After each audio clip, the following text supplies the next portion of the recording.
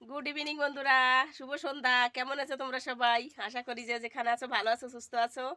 আর তোমাদের আশীর্বাদে ভালোবাসায় আমরাও ভালো আছি, সুস্থ আছি।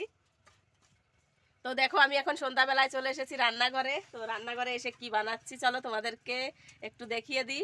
তো কালকে হচ্ছে পৌষ পার্বণ, তো সেজন্য সব ঘরে ঘরে পিঠা তৈরি হচ্ছে। আমিও পিঠা তৈরি করছি। চলো কি পিঠা করছি একবার দেখিয়ে দিই তোমাদেরকে। এই যে দেখো, এখানে হচ্ছে ভাজা পিঠা, তেলে ভাজা পিঠা তৈরি হচ্ছে, দেখতে পাচ্ছ? এই যে দেখো, কত সুন্দর সুন্দর তেলে ভাজা পিঠা তৈরি হচ্ছে। এই যে দেখো। তো তোমরা কে কে ভাজা পিঠা খেতে পছন্দ করো, চলে এসো আমাদের বাড়ি, তোমাদের সবাইকে ভাজা পিঠা তৈরি করে খাওয়াবো।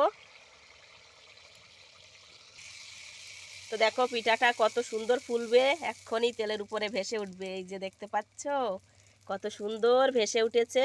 আর এভাবে যদি মাঝখানে ফুটো করে দেওয়া হয় তাহলে পিঠার ভিতরটাও ভালোভাবে সেদ্ধ হয়ে যায়, মানে হয়ে যায়, কাঁচা থাকে না।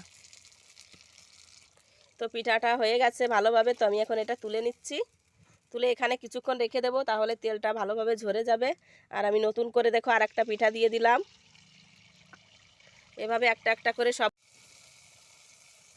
দেখো, এই পিঠাটাও কত সুন্দর ফুলে উঠেছে।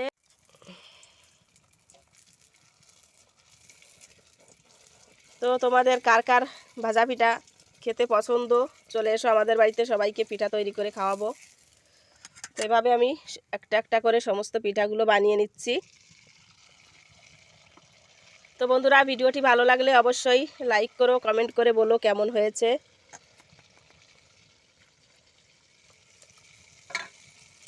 তো দেখো, এই পিঠাটাও কত সুন্দর ফুলে উঠেছে।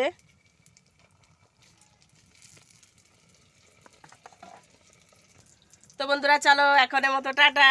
আমি পিঠাগুলো বানিয়ে নিই, তারপর আবার দেখা হচ্ছে অন্য সময় অন্য কোনো ভিডিওতে।